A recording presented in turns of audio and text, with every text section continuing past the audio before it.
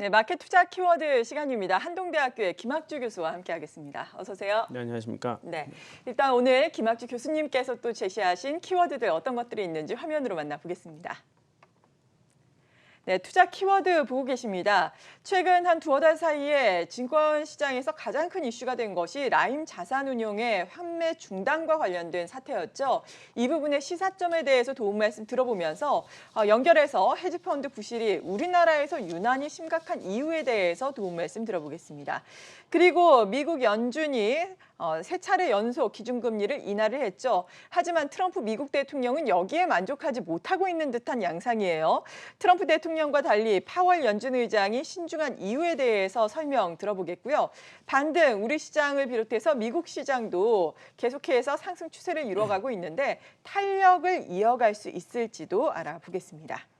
네, 일단 라임 자산운용의 환매 중단 사태에 대해서 자세한 도움 말씀 들어보도록 하죠. 이 환매까지 몇 년은 기다려야 한다 이런 이야기들 나오고 있고 여러 또 증권사들도 얽혀 있기 때문에 이 부분이 상당히 큰 문제가 되는 것 같은데 시사점 어디에 있다고 보세요? 네, 그러니까 라임 자산운용 같은 경우에는 이제 초과 수익률을 내기 위해서 먼저 사용한 게 유동성이 낮은 자산을 샀었습니다. 그러니까 네. 유동성 프리미엄을 이용한 거죠. 대표적인 자산이 전환사채입니다. 그러니까 이 보통 정상적인 기업이 전환사채를 발행하지는 않지 않습니까? 그러니까 그렇죠. 사실 채권이 소화가 된다 그러면 스트레이트 본드를 발행하고 말지 네. 이걸 콜옵션까지 달린 전환사채를 줄 리는 없을 거 아니겠어요? 그러니까 그만큼 전환사채가 높은 수익률을 보장을 합니다. 그러니까 어떻게 보면 이제 크레딧 스프레드까지 이용을 한 셈이죠. 여기서 끝났으면 문제가 아닌데 전환사채에는 리픽싱이라는 조건이 있어요. 네. 그러니까 일명 슬라이딩 룰이라고 하죠. 그러니까 이제 주가가 떨어지면은 결국 전환 가격도 같이 떨어져서 결국 콜옵션 가격이 안 떨어지고, 그러니까 중소기업이 부실해져서 주가는 떨어졌는데 전환사채 가격은 초기에는 안 떨어지는 거예요. 그러니까 마치 이제 부실이 초기에는 잘 안 잡히는 거죠. 그리고 이 초과이익을 얻는 또 하나의 중요한 방법 중에 하나가 이 옵션을 파는 거예요. 그러니까 예. 프리미엄을 받지 않습니까? 그러겠죠. 그걸로 초과 수익을 삼는데 이제 조금 더 높은 프리미엄을 받으려면은 현재 주가 근처로 이제 옵션의 행사 가격이 모여들면은 예. 그만큼 이제 높은 프리미엄을 받을 수 있어요. 그러니까 이제 그럴수록 더 이제 옵션이 행사가 돼서 큰 손실을 볼 수 있는 확률이 높아지는 것 아니겠습니까? 예, 그래서 근데 이제 여기서 약간 또 트릭 쓰는 경우도 있습니다. 그러니까 어떤 트릭이요? 주가가 떨어질 때 오히려 이런 구조화 상품이 더 수익률이 올라가도록 또 만드는 그러니까 일단 안도를 예. 시키다가 나중에 어떤 허들을 넘어가게 되면 완전히 급락을 하는 절벽에 이제 떨어지는 그런 형태도 있거든요. 그러니까 초기에는 잘 나타나지 않다가 이런 게 드러나면 그냥 너무 늦고 이제 참사로 이어지는 경우가 많죠. 근데 이제 또 이제 몇 년 기다려야 된다는 얘기는 뭐냐면은 네. 이런 상품들이 다 절대 수익형 상품, 그러니까 ARS라고 그러지 않습니까? 그러니까 네. 원금을 보장하는 건데 일단 손님한테 받은 돈으로 이제 그 채권을 사는 거죠. 그러니까 연 수익률 2% 채권을 5년 만기로 샀다. 그러면 5년 동안 10% 금리를 확보하는 거 아니겠습니까? 예. 그러니까 이제 매니저가 그 돈을 다 잃어버려도 원금은 보장이 되는 거잖아요. 그렇죠. 그러니까 채권에 투자를 해놓은 게 있으니까. 그렇죠. 그러니까 이제 잃어버릴 수 있는 돈, 그걸 이제 버퍼라고 하는데 초기에 너무 이제 무모하게 리스크 테이킹을 했다가 그거를 초기에 다 잃어버리는 경우죠. 그렇다면 이제 더 이상 원금을 확보하기 위해서 나머지 기간을 다 기다려야 되는 거예요. 근데 이제 왜 이렇게 매니저가 리스크 테이킹을 하냐면은 결국 성과급을 받으려고 그러는 거죠. 그러니까 만약에 잘 돼서 성과급 받으면 자기는 좋고 만약에 안 되면 손님 깨지는 거고 그러니까 이런 모럴 해저드가 좀 이렇게 드러난 대표적인 사례라고 볼 수 있겠습니다. 네, 그렇다면은 사실 헤지펀드라는 게 우리나라에만 있는 건 아니잖아요. 네. 헤지펀드계의 모럴 해저드라든지 이러한 부실이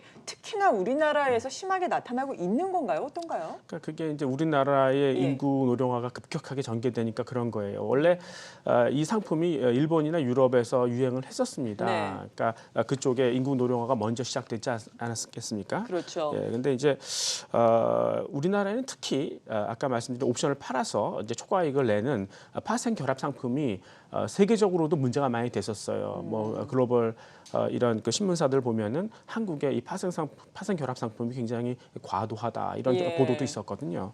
근데 이제 그 배경을 보면은 우리나라 그러니까 은퇴한 고객분들이 과거에 고성장기에 일했던 분들 아닙니까? 그러니까 그렇죠. 상당히 이런 높은 수익률에 익숙해 있고 기대 수익률을 높게 가지고 가세요. 그러니까 네. 지금 1년 연수익 목표 수익률 얼마 원하십니까? 그러면 뭐 서슴없이 20% 정도입니다. 뭐 이렇게 얘기하는 경우가 많으니까. 예, 하긴 뭐 80년 70년대에서는 예. 은행에서도 그렇게 못 줬으니까요. 예. 그러니까 이제 그만큼 펀드 매니저는 이제 투자 수익률에 부담을 가질 수밖에 없는 네. 거고 또 하나는 이런 무모한 리스크 테이킹 환경을 자초한 건 정부인 것 같아요. 그러니까 중소기업 쪽으로 원활한 자금 조달이 될 수 있도록 하기 위해서 네. 이제 이런 중소기업의 고수익을 노리고 투자할 수 있는 헤지 펀드를 키워준 거죠. 그러니까 2011년에 사모 헤지 펀드의 설립 요건을 대폭 완화를 했었고요. 2015년에는 이 헤지 펀드에 가입할 수 있는 최소 금액 단위를 낮췄습니다. 네. 그리고 이제 리픽싱도 허용을 해주었고 이제 코스닥을 장려를 했었습니다. 근데 코스닥이 2018년 초반에 이제 그 고점을 찍은 이후에 30% 하락을 했잖아요. 그러면서 이제 그 중소기업 부실과 함께 결국 이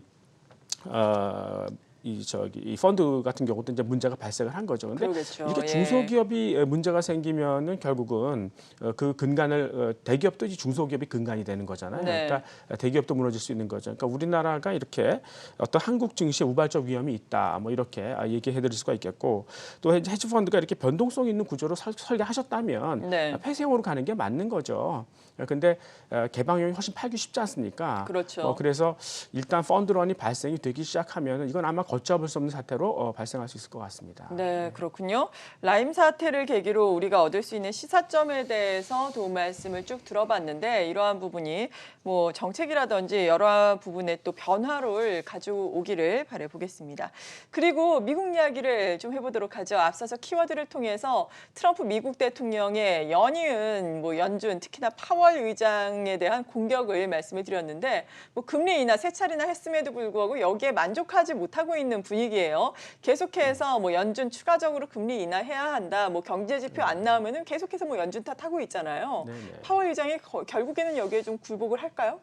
그러니까 그분이 망설이는 이유가 네. 뭐냐면 일단 이 파월이라는 사람은 그 로스쿨 출신의 변호사죠. 그리고 이 역대 중앙은행장들의 어떤 이력인 경제학 박사하고는 거리가 멀고 네. 이 사람은 조금 성격이 내성적인 것 같아요. 그래서 남하고 싸울 수 있는 사람도 아니고 그리고 이제 오랫동안 그 공화당 당원이었어요. 그러니까 이 트럼프가 쉽게 이 사람은 좀 움직일 수 있겠다. 그래서 네. 2018년 초에 옐런을 자르고 이 사람을 이제 앉힌 것 같은데 트럼프가 약간 좀 간과했던 요인이 뭐냐면 이 사람은 프라이빗 에쿼티 펀드 출신이에요. 그러니까 칼라일 그룹의 파트너였었죠. 그러니까 네. 자기가 지금 풀고 있는 돈이 어디로 가서 어떤 문제를 일으키는지 가장 잘 알 수 있는 사람이라는 거죠.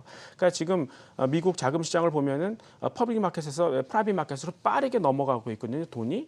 그러니까 지난 2년 동안 미국의 그 증시에서 지금 신규 상장, 그러니까 IPO가 된 네. 금액이 반 정도밖에 안 돼요. 팍 줄어준 거죠. 그리고 이 프라이빗 마켓을 통한 자금 조달 비중은 2013년에 25% 정도였었는데 지금 한 48%까지 올라왔어요. 근데 이 프라이빗 마켓이 이 기업 실적 공시가 잘 안 되지 않습니까? 네. 그리고 기업 분석도 잘 안 됩니다. 그리고 뭐 막 비용을 지금 써가면서 매출만 대충 올려놔도 장밋빛으로 보는 그런 분위기가 팽배하고, 그러니까 미국도 우리나라하고 약간 비슷한 문제들을 갖고 있는 것 같아요. 그러니까 이제 이 프라이빗 마켓에서 밑에서 좀비처럼 살아가는 그런 기업들의 중앙은행이 돈을 풀면서 이제 자금줄을 대주고 있는 셈이죠. 그러니까 네. 사실 미국의 강점이라는 것이 이 적자 생존을 통한 효율성, 이 자본시장의 원리였었는데 그걸 스스로 지금 중앙은행이 훼손하고 있다. 뭐 이렇게 얘기할 수 있는 거고요. 그러니까 현재 지금 증시 참여자들은 이런 이 한계 기업들을 볼모로 해서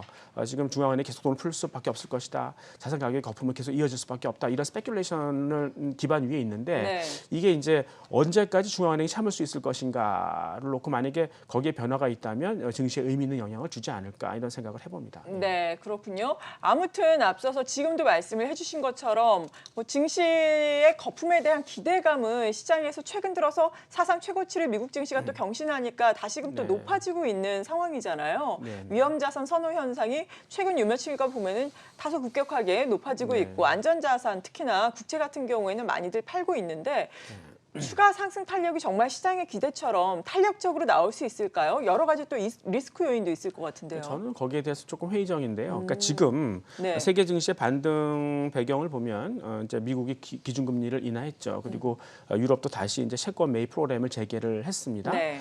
그리고 이제 이 미국과 중국과의 갈등, 그다음에 브렉시트 뭐 이런 것도 조만간 해결될 것이다라는 기대가 있고 또 이제 미국의 그 신규 고용이 사실 9월과 10월에 GM이 파업을 좀 했었거든요. 예. 그런데 그것에도 불구하고 그렇게 나쁘지 않았다. 뭐 이런 쪽에 안도랠리를 갖는 것 같습니다. 근데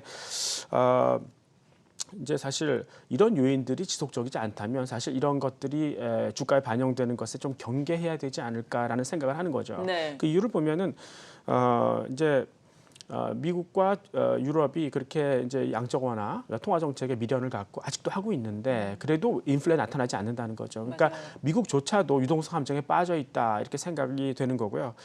미중 간의 갈등의 핵심이 역시 패권 다툼 아니겠습니까? 네, 그러니까 그렇죠. 첨단 산업에 대해서는 갈등이 계속될 수밖에 없어요. 그리고 브렉시트 같은 경우도 지금 독일 중심의 EU 체제라는 것이 굉장히 한계가 있을 수밖에 없다라는 비난이 네. 계속 나오고 그러니까 제2, 제3의 브렉시트이 계속 나올 수밖에 없고요. 미국의 고용 같은 것도 그 자체 그리고 여기에 선행하는 이제 뭐 구매자 관리 지수 뭐 이런 PMI 같은 것도 계속 지금 레벨 다운되고 있습니다. 그러니까 사실 이게 지속될 수 없다. 그리고 또 이제 연말이 다가오지 않습니까? 그러니까 네. 매물 부담이 생길 수밖에 없어요. 그러니까 그런 거에 좀 조심할 필요가 있고, 그러니까 지금 상황에서 한번 해볼 수 있는 전략이 무엇인가? 그러면은 예.